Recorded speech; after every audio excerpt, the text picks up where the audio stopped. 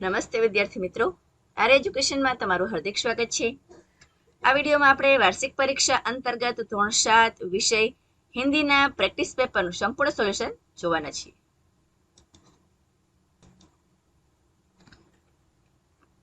નમસ્તે વિદ્યાર્થી મિત્રો, આર એજ્યુકેશનમાં તમારું હાર્દિક સ્વાગત છે. વાર્ષિક પરીક્ષા અંતર્ગત આ વિડીયોમાં આપણે ધોરણ 7 વિષય હિન્દીના પ્રેક્ટિસ પેપરનું સંપૂર્ણ સોલ્યુશન જોવાના છીએ વિદ્યાર્થી મિત્રો, જેમાં પ્રશ્ન 1 છે સही विकल्प चुनकर प्रश्न के उत्तर लिखिए. તેમાં પહેલું છે શબ્દકોશ કે ક્રમ અનુસાર दूसरे क्रम से कौन सा शब्द आएगा. તો પહેલો અંબર અને બીજો ગર્વ, એટલે આપણને કીધું છે દૂસરા, તો दूसरा शब्द आएगा ગર્વ. શબ્દકોશ કે ક્રમ કે અનુસાર સही વિકલ્પ ચૂનીએ, તો શબ્દકોશનો સાચો ક્રમ થશે બી, આધાર, આશ્રય, ગગન અને પ્રકાશ. અને જે શ્ર છે ઈ શરણાઈના સ અને સસલાના સ વચ્ચે આવે, बराबर, कक्कावारी क्रम में. दिनेश ने बहुत मिठाई खाई, इनमें से कौन सा शब्द विशेषण है. तो आंसर है बी, बहुत. गौरव तीसरी कक्षा में पढ़ता है, वाक्य में रेखांकित शब्द का विशेषण. तो आंसर आवश्य बी, निश्चित संख्यावाचक विशेषण. पूरी टीम किसे ढूंढने में लग रही गई. तो आंसर है डी, कप्तान.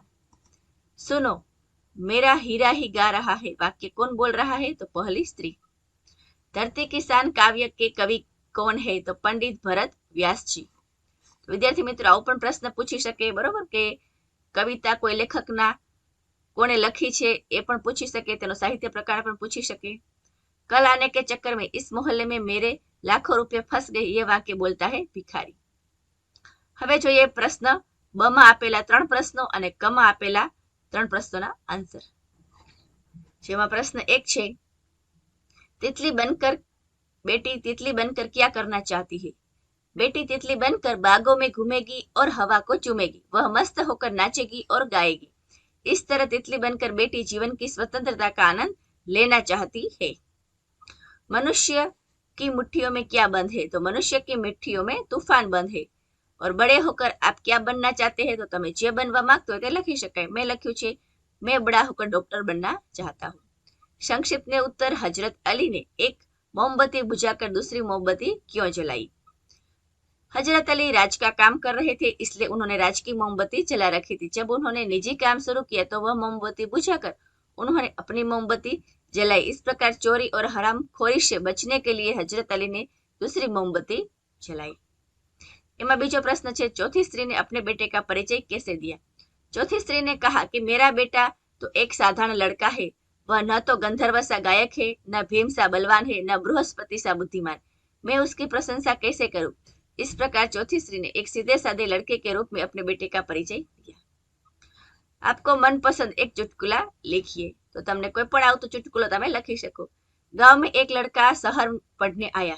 एक लड़की ने पूछा तुम्हारा निकनेम क्या है. लड़का है वो क्या होता है. लड़की मतलब तुम्हें घर पर सब किस नाम से बुलाते हैं. लड़का कामचोर. હવે જોઈએ પ્રશ્ન 2 નો તમે પ્રશ્ન સ્ક્રીન ઉપર વાંચી શકો છો. बेटी की क्या तमन्नाएं है. तो बेटी तारा बनना चाहती है, वह धरती पर चांद की तरह चमकना चाहती है. उसकी इच्छा दुनिया रूपी बाग में खिलने वाले फूल बनने की है. वह तितली बनकर हवा को चूमना चाहती है. इस तरह बेटी के दिल में कई तरह की तमन्नाएं है. मनुष्य क्या कर सकता है. तो मनुष्य पहाड़ों को तोड़ सकता है, वह नदियों के बहाव को मोड़ सकता है, वह मिट्टी से अमृत निकाल सकता है, वह धरती और आकाश को एक कर सकता है. इस प्रकार मनुष्य असंभव लगने वाले काम भी कर सकता है. तू जो चाहे पर्वत पहाड़ों को तोड़ दे. तो इस काव्य पंक्ति का भावार्थ समझाइए. तो हे मनुष्य तू चाहे तो पर्वत को तोड़ सकता है, तू चाहे तो नदियों के बहाव को की दिशा भी बदल सकता है. एवो तेनो भावार्थ थाय. प्रश्न 2 નો બ જોઈએ. ढांचे पर से कहानी लिखिए. તમે કહાનીના મુદ્દા સ્ક્રીન ઉપર વાંચી શકો છો. तो कहानी જોઈ લઈએ विद्यार्थी मित्रों. एक कुत्ते को बहुत जोर से भूख लगी थी. वह खाने की तलाश में इधर उधर भटक रहा था. तभी उसने एक रोटी मिली. उसने उस रोटी को मुंह में दबाया और नदी की ओर चल गया. नदी पर लकड़ी का छोटा सा पुल बना था. पुल पार करते समय उसने अपनी परछाई पानी में दिखाई दी. अपनी परछाई को दूसरा कुत्ता समझ लिया और उसके मुंह में दबी रोटी को छीनने का प्रयास करने लगा. ऐसा उसे लगा. इसी कोशिश में उसने जोर से भौंकते हुए नदी में छलांग लगा दी. मुंह खोलते ही रोटी भी पानी में गिर गई और नदी की धार के साथ बह निकली. एक और रोटी की लालच में पड़कर कुत्ते ने अपनी पास की रोटी भी गंवा दी। वह भूखा ही रहना पड़ा। लालच में कई बार हम इंसान भी अपना अहित कर लेते हैं। यह कहानी की सीख है। એના પછી છે વિદ્યાર્થી મિત્રો ક, જેમાં આપણે પ્રશ્નોના આન્સર લખવાના છે। તેમાં પહેલો પ્રશ્ન છે, डॉक्टर कलाम ने ईमेल में हमसे क्या सीख दी है?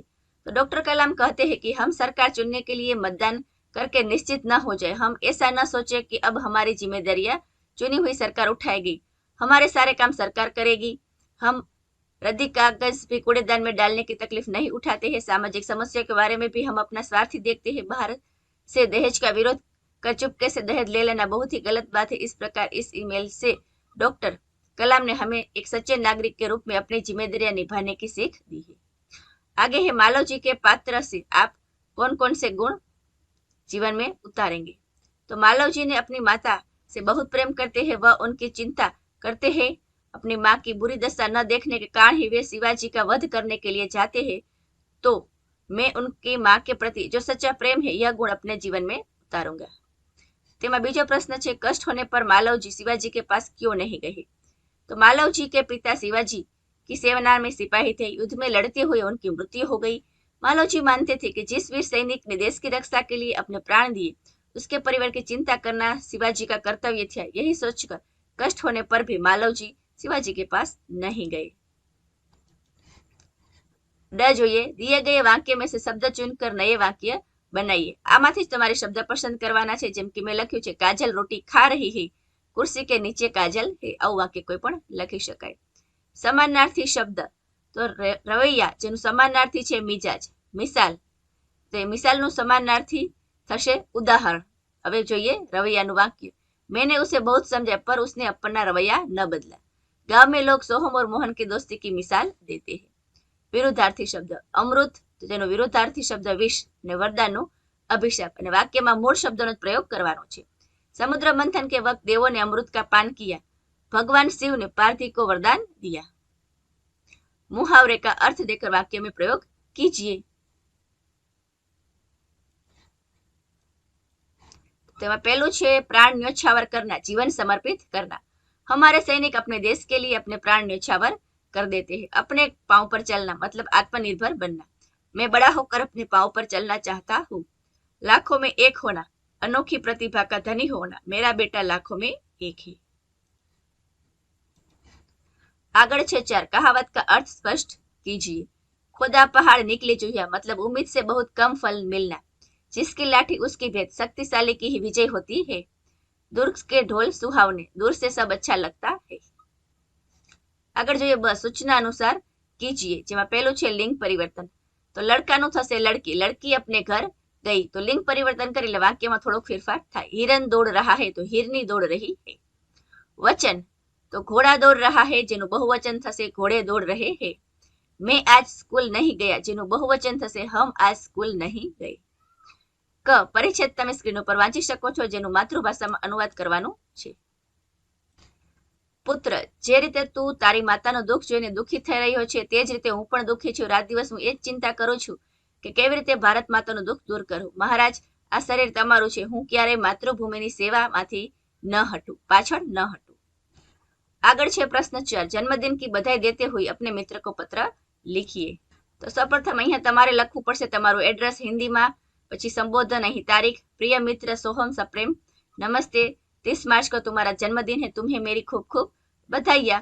मित्र, तुम्हारे जन्मदिन की पार्टी का निमंत्रण पत्र मिला है। इससे यदि मैं शामिल होना तो यह मेरे लिए बड़ी खुशी की बात होगी, परंतु उसी दिन मेरी बुआ के बेटे की शादी है। पूरे परिवार उसमें शामिल होगा। सबके साथ मुझे भी जाना पड़ेगा, इसलिए मैं तुम्हारी पार्टी में नहीं आ सकूंगा। आशा है तुम मुझे माफ कर दोगे।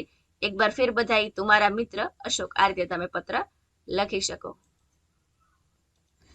प्रश्न 4 ब, सूचना अनुसार कीजिए। पदों को उचित क्रम में रखकर अर्थपूर्ण वाक्य लिखिए। तो आंसर થશે फिर तुम्हारे मन में क्या बात थी। આ બધા જ પ્રશ્નો શબ્દો જે છે ને યોગ્ય રીતે ગોઠવવાના છે। બીજું વાક્ય બનશે शिवाजी उसकी ओर प्रेम दृष्टि से देखते रहे। शब्दों को हिंदी में लिखिए। तो हक, हकનું हिंदी हक। जकात, हकનું જે છે અધિકાર અથવા હક કોઈ પણ લખી શકાય। જકાત એટલે કે સીમા શુલ્ક। હસ્તાક્ષર, તો દસ્તખત અને રોકડા એટલે નકદ. આ રીતે આન્સર થશે. કાલ પરિવર્તન તો મંદિર में પૂજા હોગી, જેનું ભૂતકાળ આપણે કરવાનું છે મંદિર में પૂજા હુઈ. મેને પઢાઈ કી, વર્તમાન કાળમાં ફેરફાર કરવાનો છે તો એનો આન્સર થશે મેં પઢાઈ કરતા હું. વાક્ય को शुद्ध रूप में लिखिए तो लड़की खेल रही है એવું આવશે, खेल रहा है નહીં આવે. मेरा घर 4 पंखा है તો આન્સર આવશે मेरे घर 4 पंखे है. मैंने टिकट खरीदी તો અહીં આપણે લખીશું જે મેને છે એ આવી રીતે ભેગું આવશે, मैंने टिकट खरीदी. નીતા રાત દિન પઢતા હે તો સ્ત્રી છે એટલે નીતા રાત દિન પઢતી હે એવો આન્સર થશે. પ્રશ્ન 5 છે. અહીં તમારે જે કોષ્ટક આપેલું છે તે તમારે ધ્યાનથી જોવાનું છે. તેના આધારે આન્સર જોઈએ. कौन से विषय का तास हर रोज होगा तो गुजराती विषय का तास हर रोज आता है. कौन सा विषय का तास सप्ताह में एक ही बार तो अंग्रेजी और शारीरिक शिक्षण का तास सप्ताह में एक ही बार आता है.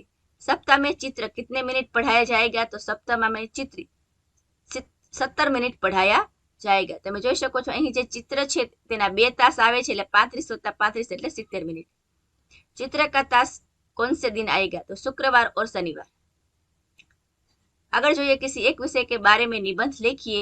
देश के प्रति मेरा कर्तव्य, दहेज एक दूषण और यदि आप मेरे गांव के सरपंच बने तो અહીં તમે સ્ક્રીન ઉપર વાંચી શકો છો यदि आप सरपंच होते तो એ નિબંધનું અહીં અમે સંપૂર્ણ સોલ્યુશન આપેલું છે, તમે સ્ક્રીન ઉપરથી વાંચી શકો છો. હવે જોઈએ ક ચિત્ર દેખકર 8 વાક્ય लिखिए. તો ચિત્રને આધારે તમારે કોઈ પણ વાક્ય લખવાના છે. तो आंसर જોઈએ. 2 बालक खेल रहे हैं. चित्र में कई सारे पेड़ दिखाई दे रहे हैं. गाय घास खा रही है. पेड़ में आम लगे हुए दिख रहे हैं. सूरज ढलता हुआ दिख रहा है. चित्र में एक आदमी कुछ काम कर रहा है.